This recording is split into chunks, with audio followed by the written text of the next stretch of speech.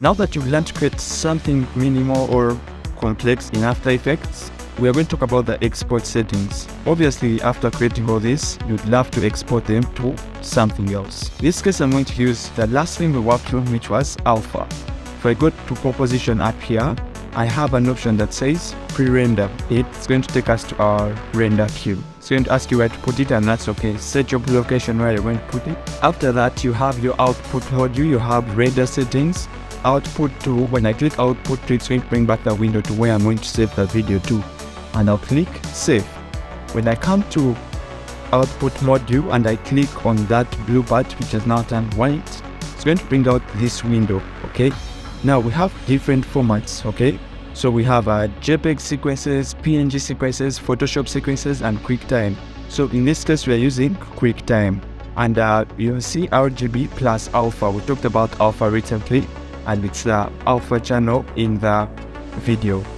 Basically, in case you want to export with alpha, make sure you always select RGB plus alpha. Our video right here has the checkerbox, and we wanted it to be in an alpha format, so that's what you need. And there are formats that support an alpha channel, and there are those that do not support an alpha channel. Okay, an example is MP4 does not support an alpha channel at all.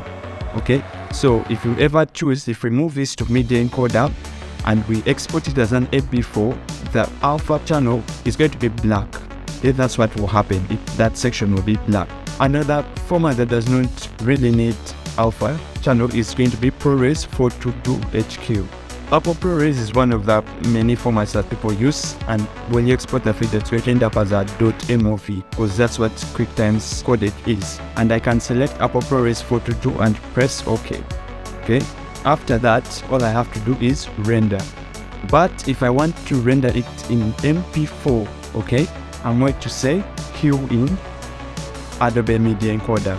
So after it does that, it's going to open up Media Encoder. So if I have Media Encoder in my queue, I'm having these sections again: my output file, my preset, and the format.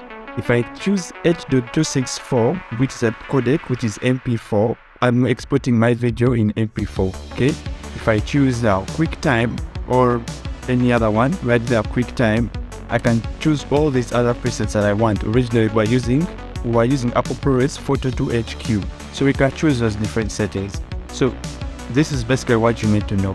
This is what you need to know while exporting. Okay. If I want to export directly from After Effects, okay, in case I want to export something in an alpha channel, I just need to make sure I'm using the format being QuickTime, and I make sure it's RGB plus alpha. If it's not, like right there, it's not, I come and select ProRes 444HQ. Those two support an alpha channel.